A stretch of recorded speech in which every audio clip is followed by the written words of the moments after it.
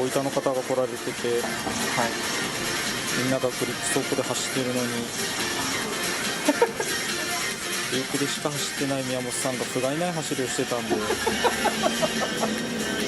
日は反省会を反省会を、はい、だからちょっとテンションが上がってまいり昨日帰ってからもテンション下がりっぱなしでした。本当ですか。ダサいです酒井さんにいろんなことを気づかせてあげて気づかせてあげた本人がダサい走りあれはいかん。あれはなんか周りに車がいるから後ろにいるから前にいるからとかっていう話の走りじゃなかったですね。はい、もう何もやってないすることをやってないっていう。で今日何をしてるんですか。今日はこの前ギアのロールセンターを下げて、やっぱ斜めにロールセンターの軸が伸びすぎといって、はい、ずっと後ろにでロールする感じだったんですけど、ロールセンターをアッパーアームのピンをちょっと下げてですね、シャチ側をですね、でフロントのロールセンターもちょっとだいぶ下がりましたね。そうです。もともとどのくらいだったんですか。もともとこれぐらいだと思うんです。そんな低かったんですか。多分これぐらいだと思うんですよね。もうちょい上だと思いますね。純正今度プーリーぐらいです。このプーリーぐらいのだと思うんですよね。だから今ちょっとアッパーも2つ下げたらかなり下にバンパーのそんな下がるんですか。これぐらいですかね。ちょっと上か軸になってるよね。その辺真ん中ぐらい。もうちょいその今の車高でロールしたらその辺が軸になりそうだから要は後ろが前にねじりたいのにねじれなかったんですよね。だから後ろが上がって前が下がったシャーシの位置になった時にロールの軸がどこに来てるかです。そうなった時に前のロールの軸はどの辺に、後ろが上がって前が下がったらロールの軸も下がりますよね。もうちょっと近くで、その辺になる。これぐらい。ってことは今ぐらいの前傾姿勢にブレーキングでなったと思ったら、後ろのロールセンターは真ん中ぐらいでしょう。だから1G今の状態だと当然前上がりになってるんですよね。まだ高いですね多分。加速してる時ぐらいですよね。今ぐらい。これぐらいですね。そんな上がらないでしょ加速してる。これが今 1G なんですよね。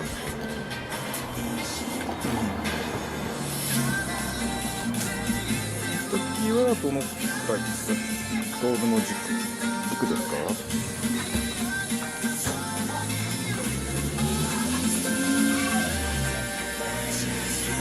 加速していろんな状態だと水平ぐらいですか。今ぐらいです。後ろのロールの軸はだってそのシャーシーの上ぐらいじゃなかったですか。ちょうど多分こことこれぐらいです。これぐらいをつないだら結構前上がりになりますね。まだ前上がりですね。でそこからブレーキングでグーっていって後ろが上がって前が下がってた時に、当然ロールセンターも車高が上がればロールセンターも上がるじゃないですか。ということは後ろがちょっと持ち上がった時は今これぐらい。さっきの軸なんと同じぐらいで上がりますよね。ちょっと上に上がってます。多分これぐらいです。と、私が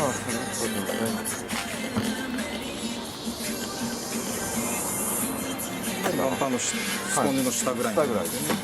ちょっと前傾姿勢になった時って水平ぐらいかな。ちょっと後ろ上がりになるぐらいじゃないですか。こんくらいになったら。そうですね。これぐらいでしょ。そしたら前にこう斜め前にこうねじれるじゃないですか。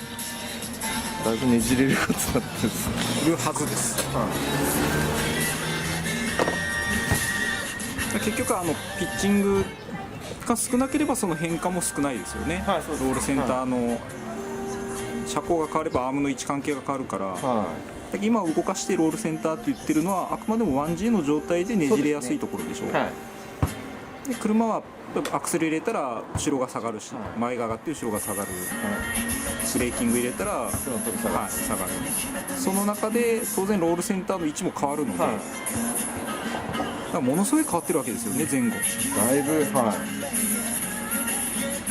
らおそらく前傾姿勢になってもロールの軸は後ろが下がってたんですよ、今まで。低い状態ですはってことは後ろの、後ろしかねじれないですよね。ねじれてないですフロントが上がったままだったんでだから荷重が回していけない、前に。これができるそうそう。この点だったらこんな感じです。そうですね。だからいつもそこのバッテリーを持って回してみてくださいって言うじゃないですか。はい。それはその軸をイメージして回さないと意味がないですよ。この軸。そう。それが後ろが上がって前が下がって、はい前が上がって後ろが下がってって言った時の舵が回ってるところをイメージした時にそれがスムーズに回るかどうか。どうですか。計算のより全然いい。それでそのアッパーム今とりあえず変えたじゃないですか。とりあえずだから走らなくても、走ってもいいんですけど、走らなくても一回その位置を変えて今みたいに回してみたら、元の位置とかそう手で触った時にその荷重が回りやすい回りにくいっていうのは感触が分かりやすいと思いますよね。そのままです。その差がですね。そういうのイメージしたことなかったでしょう。なかったですね。じゃあねじれないでしょうね。だから走らせるイメージは多分そういうイメージができてても、イメージだけ走るだけでやってたか。そ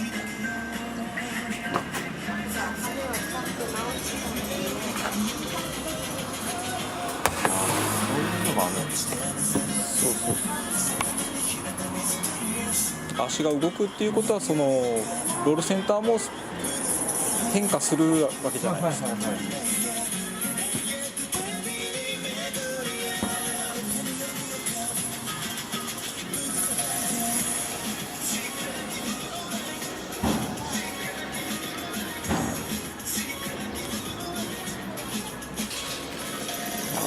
めんどくさいかもしれないけど、そういうのを一個一個こう感じながらしていくと、そうで結局そのイメージがあって走らせてる時にこれこんくらい回りやすい分だからあんまり勢いよくするとねじれすぎるなとか、ちょっとこれねじれにくい感触だったからちょっと大きめに回してあげないとちゃんと前に回らないよなとかっていう操作もイメージがつきますよね。乗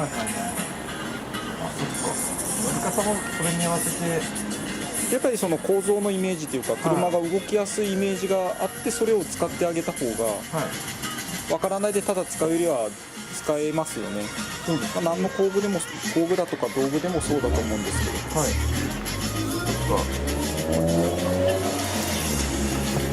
ど、なんかボディはカッターでカットするのに一つにしてもですよ。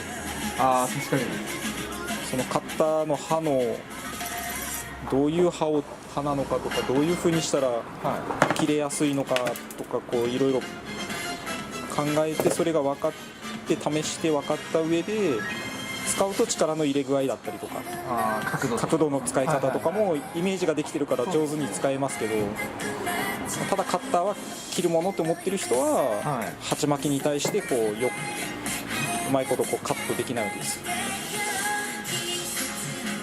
回るけど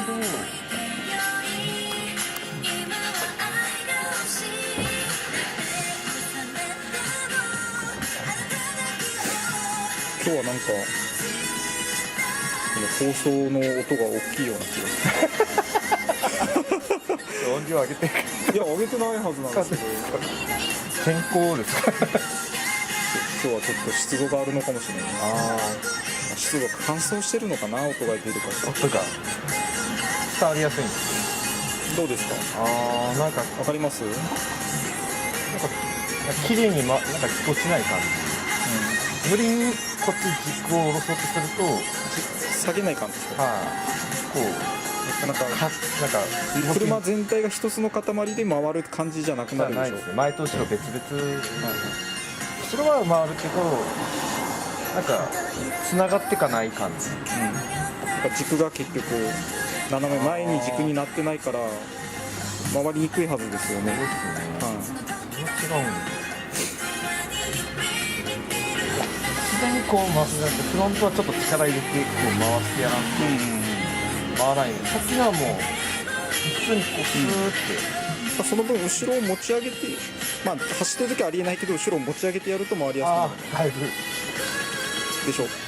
前を下げて後ろを上げる。違うんですね、そうそれを走ってる時は持ち上げれないので、この状態で座って走ってる中でのストロークを考えた動きの中で回してあげると、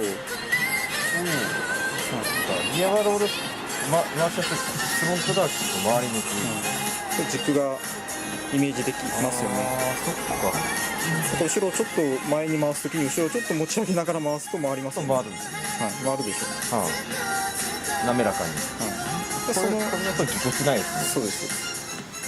そんな違うんだ。その軸は目に見えないからあれだけど、実際やっぱりロールする軸っていうのはもうそこにあるからですね。入った時に。それイメージしてあげるとまた変わってくると思います。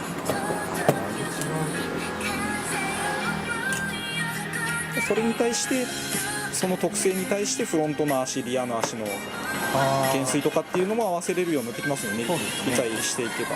あとはもうやって覚えていった方が、自分でですね、感じながら。そういうのを酒井さんとかはしれっと盗み聞きしながら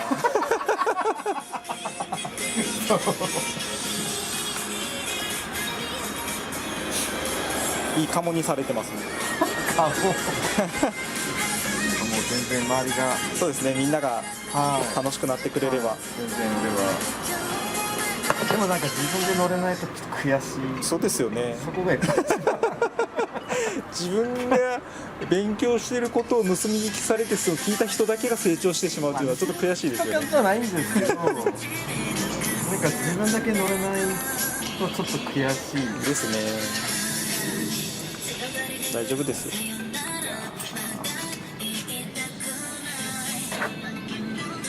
もこのスイートがじゃない、なんか周りが速くて悔しいなくて自分が遅くて悔しいっていうか、できなくて悔しいっていうのがそうですね。だからそれを分かってきたことも増えてきてるから余計ですよね。すごいなんかなんか何も分からないうちはもう前との距離とかしか見てないから、それが近くなった離れたとかだけだけど、もう全然違う違います。まあそれでイメージがついた分を考えながら走ってみると、まあ当然操作もリンクしてきますよね。この状態でもうスムーズ。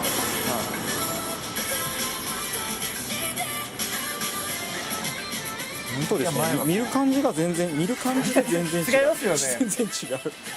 触ってて、なんかさっきはこう一生懸命こうロールさせようってしよったけど、それはもう軽く動かすだけでもですね。いやらしい手つきに見えますね。す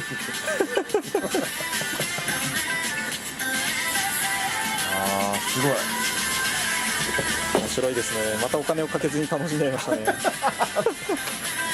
バーが5度ぐらいで、変わってないですよね。それぐらいじゃそんな。もともと4度ぐらいで多分設定してたはずです。そうなんですか。はい。これ僕が組んだやつですよね。そうです。そう4度で設定してたんで、まあ、1度ぐらいは足された感じになってますね。でも1度ぐらいだったらそんなに変わらないんですか。とりあえず走ってみて。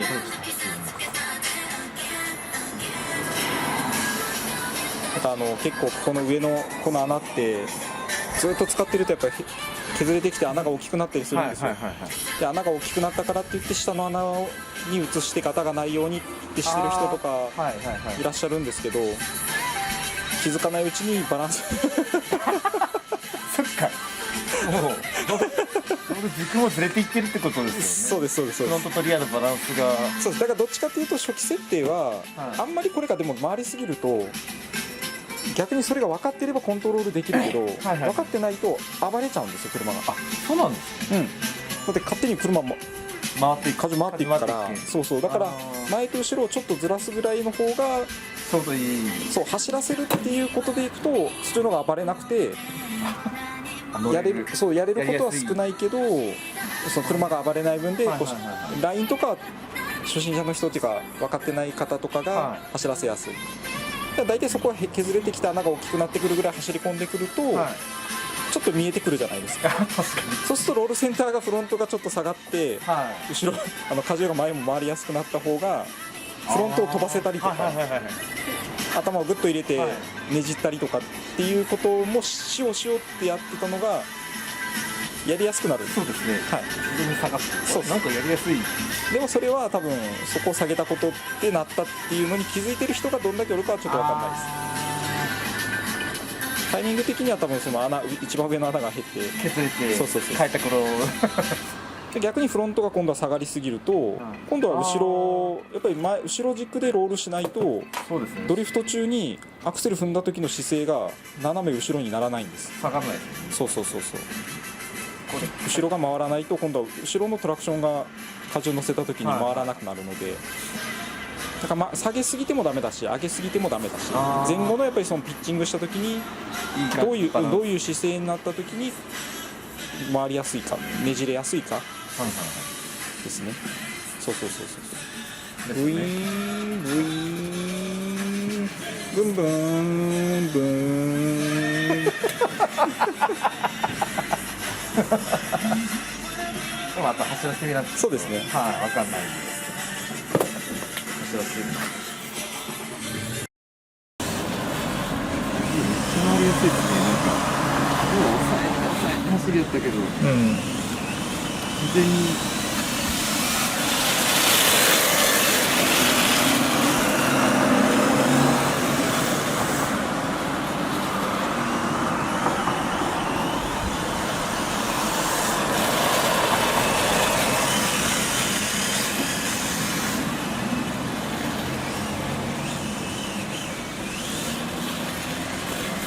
ハンドル操作もあんまりいらなくなりましたね。だからこじこじせんでよかった。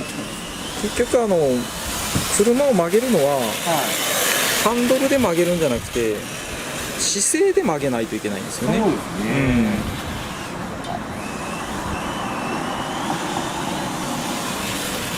だからバイクのイメージでいくとバイクはハンドルで曲げないじゃないですか。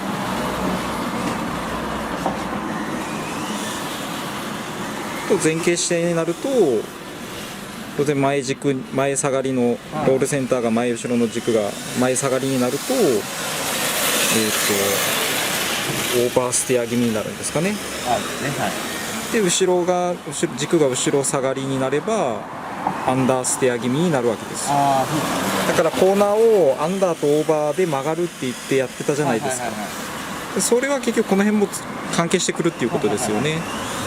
でそれをやりやすい、いかに無駄なくやりやすいようにするために前後のテンションのその反発のバランスというんですか、その軸が気持ちよくコントロールしやすいような前後のバランスだとハンドルを使わないで曲げやすい、曲げてなんですかね、アクセルとステアリングのバランスでアンダーステアとオーバーステアで曲げていくことがやりやすくなってくるわけですよね。だからタイヤが滑ってない状態だったら、タイヤのグリップがある分でのステアリング操作で曲げるっていうことは当然できるんですけど、タイヤが滑るか滑らないかぐらいってなってきた時にはもう曲げても曲がらんわけじゃないですか。曲がる姿勢を作って姿勢で曲げてあげる。でそれにステアリング操作はプラス保険で置けるんで、そうですね。超える感じ。そうですね。もうちょっと姿勢で作りきらんかったって言った時に足してもまだタイヤのグリップって残ってるでしょ。アクセルでステアリング補正でっていうバランスで、そうですね。姿勢で走ると、ドリフトもそうなんですけど、カクカクしかじかなるじゃないですか。カクカクしかじかなるのはタイヤのグリップで、ステアリングとアクセルでリアタイヤと前のタイヤで車を動かそうってしてるんですよね。じゃなくてこのねじれていく動きをちゃんと使ってあげてやると、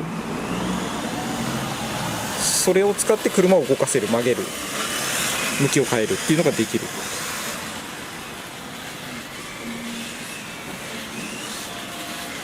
すると引き出しが増えるわけですよね。そうですね。やれることが増える。やっぱスリックカートと実車の決定的な違いですよね、そこが。そうですね。で実車もやっぱり滑るだけを考えてつなげ、あそこからあそこのコーナーまでをつなげるとかだけを考えるとタイヤを滑らせてですねっていう考えるとタイヤのグリップを落としてあまり車が動かんようにしてやった方がやりやすいわけですよね。それとはちょっと違う。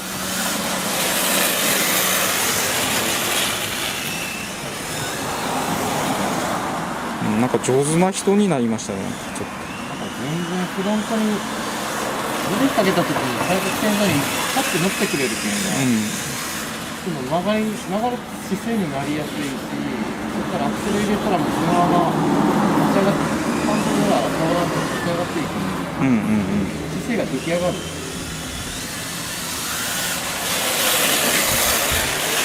でも骨もアクセルだけでもう一回姿勢とか足をアクセルだけで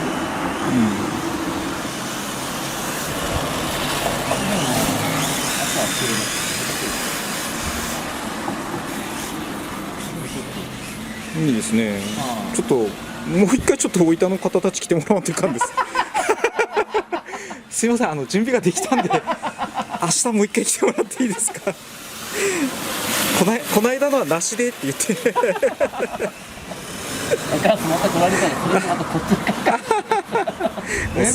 その時はもうしょうがないですけどね。全然フロントだけでこんな変わるんですね。フロントだけというか結局後ろだけを変えたじゃないですか。だから要は後ろを下がる前と今を比べてどう違うのかですよね。フロントとリアのロールセンターを下げただけじゃないですか、言ってみたら。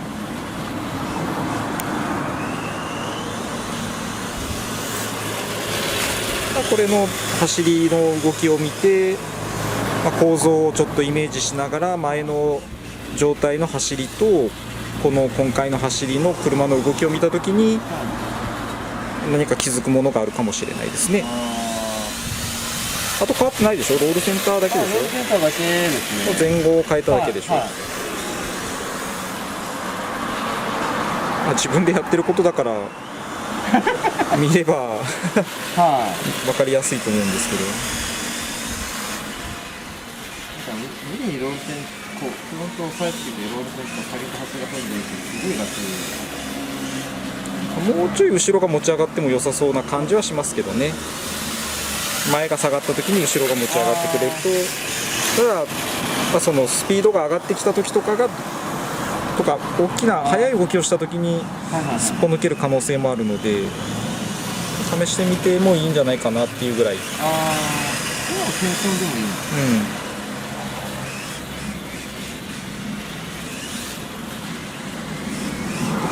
リアはちょっと面倒くさいかもしれんけど、フロントは穴を1個また下げるとかっていうのはそんな手間かからないでしょうから、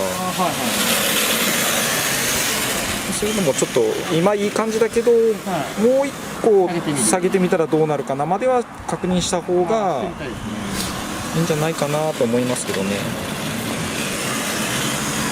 もしかしたら今度は前が要は後ろに対してボールのバランスが悪くなった時にはどういう風になるのかっていうのまで知っとけば、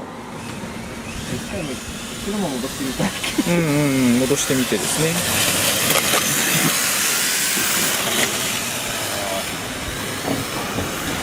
か、今いい感じっていうところでそのままするんじゃなくて、それのもう一個やりすぎまではしてみとった方が、ああ、やりすぎたらどうなるかっていう。そうそうそうそう、やりすぎてる状態になってる車に出会った時に、はい、あ、これやりすぎだからここんくらい戻せばちょうどいいかなとかっていうのも分かりますよね。ああ、そうです。はい、いい感じまでしかやってなかったら、はい、そのいい感じを通り過ぎたところまでやってしまってる車に出会った時に、あどこが悪いかは分からないですよね。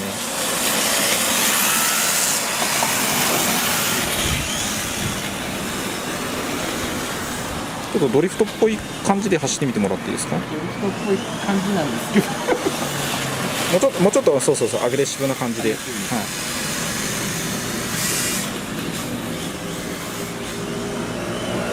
基本一緒だと思いますけどね、動かし方は。全然違う。お、いいね。そこそうやって曲がらんかったですもんね。回らんかった。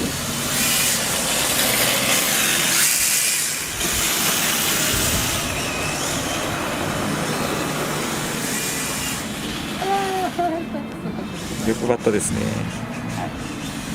いいんじゃないですか。これでも多いよ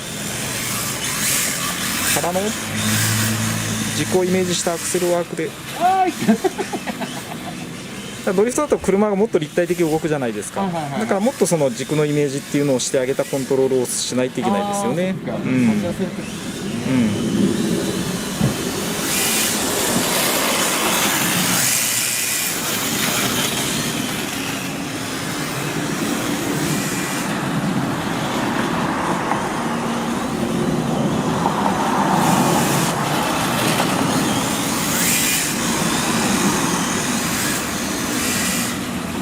いいね、取りやすい。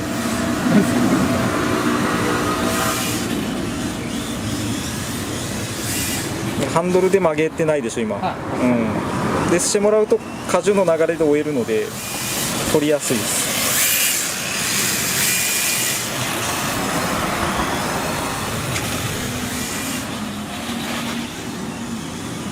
踏んで実行イメージして踏んでめる姿勢になったら踏む。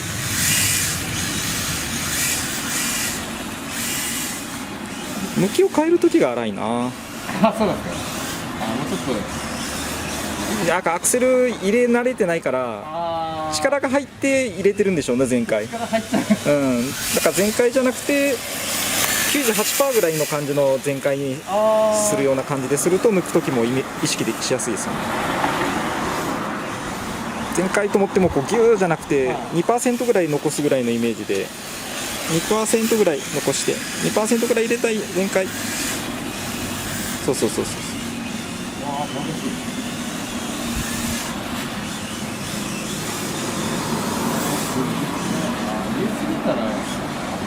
入れすぎるとかね。だからトム君がそれですもんね。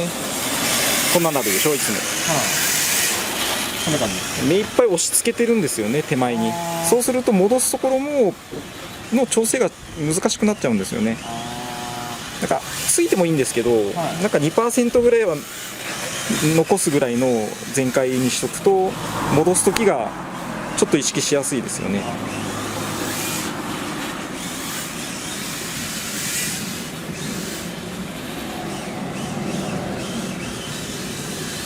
だって実車でもそうですもんね。アクセル全開っつっても全開踏んでるわけじゃないですもんね。あとクラッチとかにしてもですね、全部奥まで踏んでしまってってなると次戻す時がパンってしか戻せないですもんね。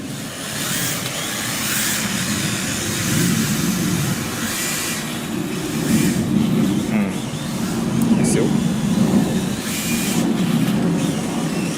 ちょっとコントロールできるでしょう。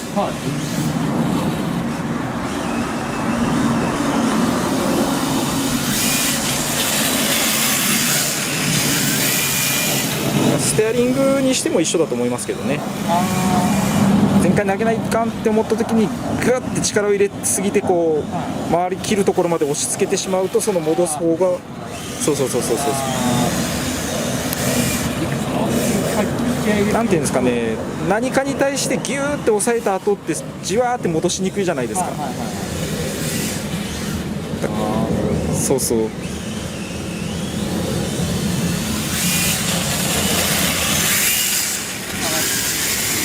壁とかにもこう壁に向かってグーって全力で押しててジュワーってそこから戻してって言われても戻しにくいけど、はい、おいよからの踏めそう滑らかところまでちょっと意識しながら、まあ、FD とチェイサーとかのそのどうなってるかな、軸はどうなってるかなとかっていうのを意識しながらしていくと FD が FD っぽい感じとかっていうのも結局そのボディのどこにロールの軸があってどこを軸にその車がねじれてっていうのはもう実車の場合はボディとシャーシが別々にならないので、まあ足回りでメンバーを上げたりだったりとかいろいろあるかもしれないけど、言ってもラジコンほどはボディは触れないです。そう触れないので、結局それがその車のこの動きというか、基本になってくるから、なんかその辺を見てイメージするとイメージして車を作ってあげるといいんじゃないかな。ちゃんとその車に似た感じに動きになるかもしれない。キャンバーの変更もめちゃくちゃ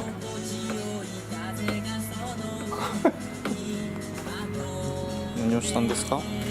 今日さっきのこれ2番目だったんで、これ一番下までちょっと下げてみました。ああ、バームの取り付けを、はいおーこんな感じになるんですね。初めて見た。こんなんしたらキャンバーがパッポコポコポコこんな動くんです。しかもロールセンターめちゃくちゃ下がってるんで、どの辺になったんですか？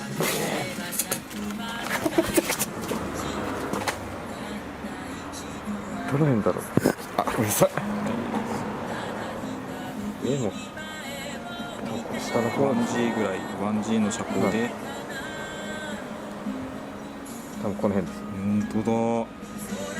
それが本当だ。木が真ん中ぐらいだったんで、キャンバーは合わせたんですか？キャンバー今5度、あーさっきと一緒に、はい、さっきぐらいか。あはい、こうなるとキャンバー変化がちょっと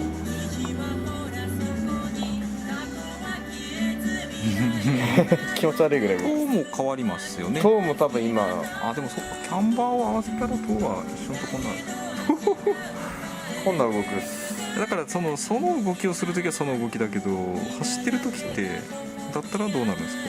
走ってるカーブを曲がってる姿勢で考えたら、だったら悪くはない。ただこっちがもしかするとキャンバーがつきすぎて大きすぎてちょっと使えないかもしれないですね。接地面が全然、あこうなって頭の入りがですね。はい、あれ、塔いいですか今？塔ゼロですか？塔アウト？このフロントにかかった状態だとゼロぐらいです。今ゼロですよ。えらいなんか塔インになってるような気のせい？一番下まで下がるとちょっと遠いんです。あ多分そんな下がらないんで、これぐらいだと思うんで、これがちょうどゼロぐらい。あ、ゼロ。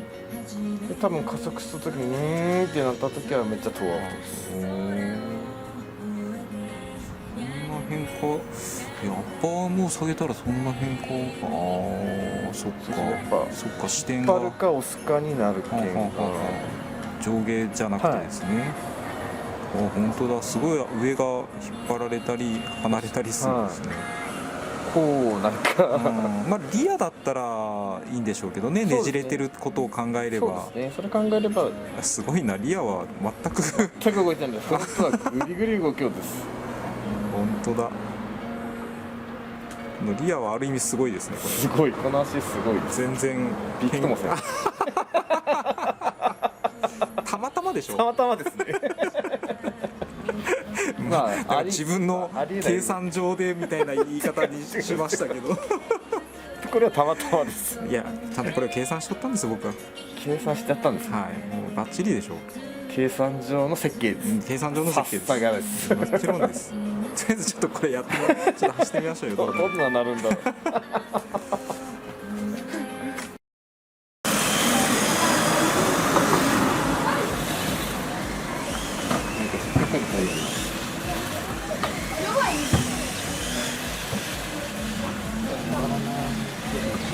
最高。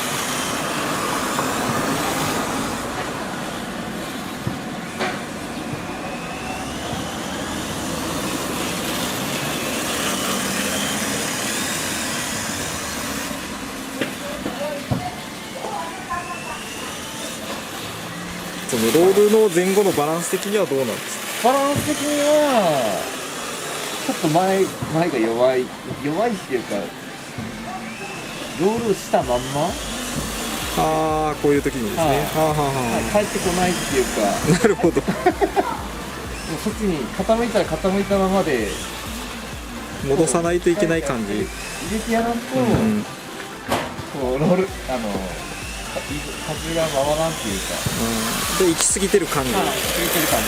はするんですね。そうなんですよ。ギアとバランスが取れるんだったらいけるような気がします。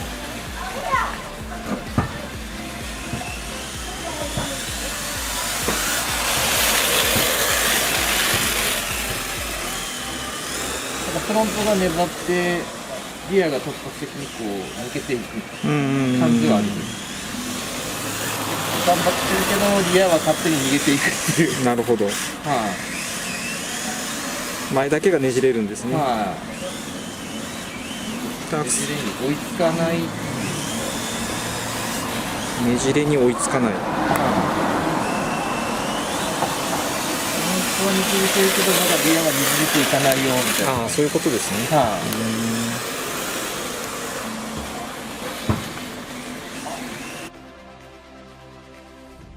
これんことはないです。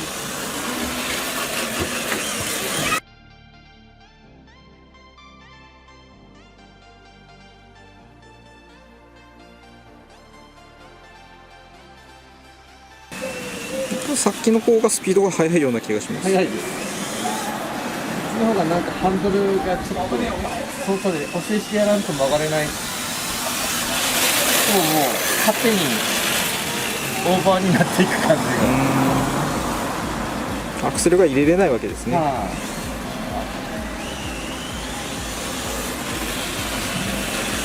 勝手にここがオーバーになっていく。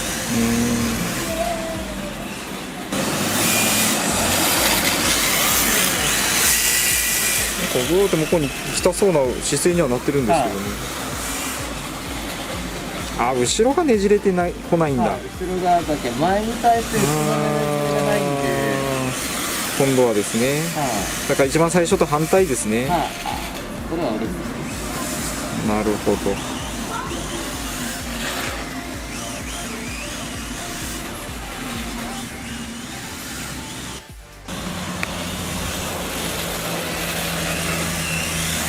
っていくのかな。あれ戻したんですか？さっきの面白かったのにな。あれはちょっといただけない。普通になった。普通に取りやすくなった。乗りやすいです。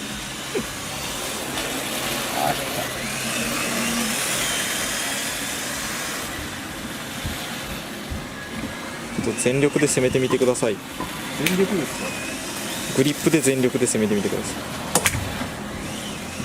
これ以上速く走れないぐらいの。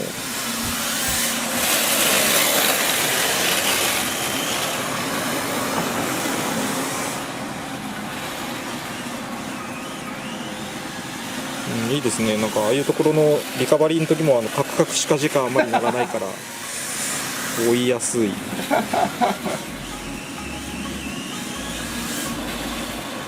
ゃんと姿勢で曲げやすい感じがしますね。めっちゃいいですね。立ち上がりも全立ち上がる時はちゃんとリアにねじれてくれて、然。ああ、来ました。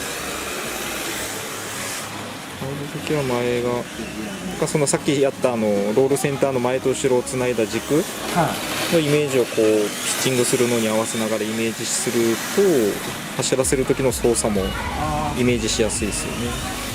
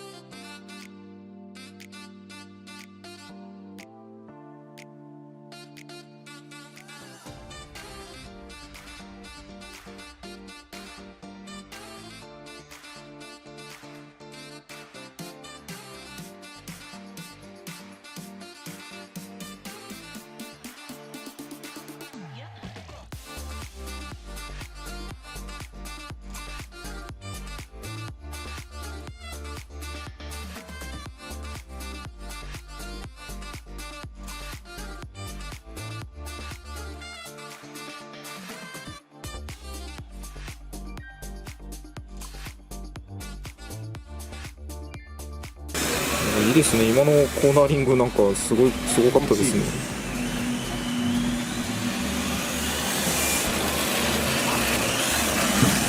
姿勢で曲げる。姿勢で曲げる。いいねいいね。バイクに乗ってるような気分でアクセルでグイーッとハングオンしながらおいよ。ーっと倒してアクセル入れて、ぐーっと倒し込んでアクセル入れて曲げる。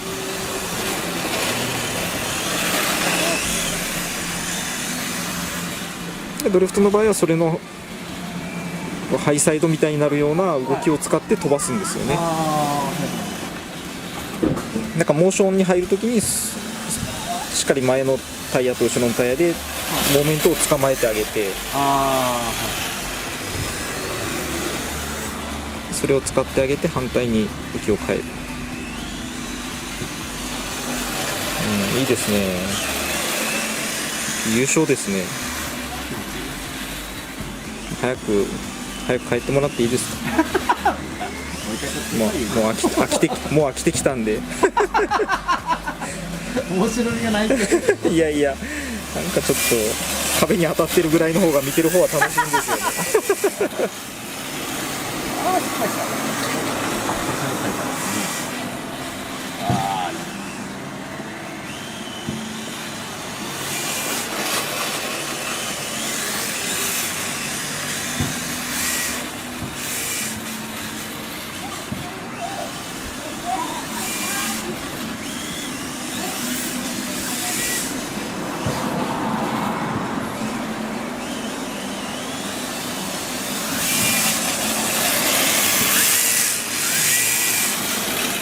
さっきと全然違う。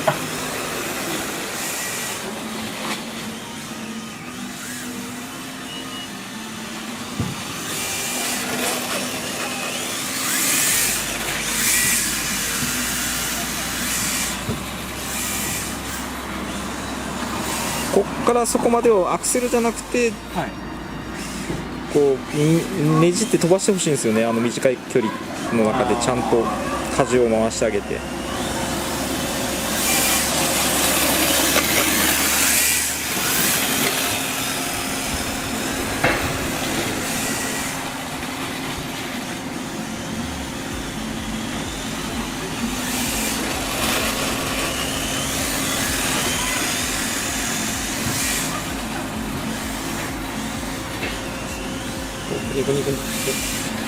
もうちょい飛ぶはずだけどな。アクセルで無理やり持っていこうとしてますもんね。だから逆に車も進まないし、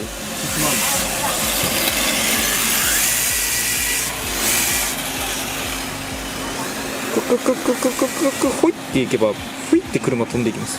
多いです。で向きが変わります。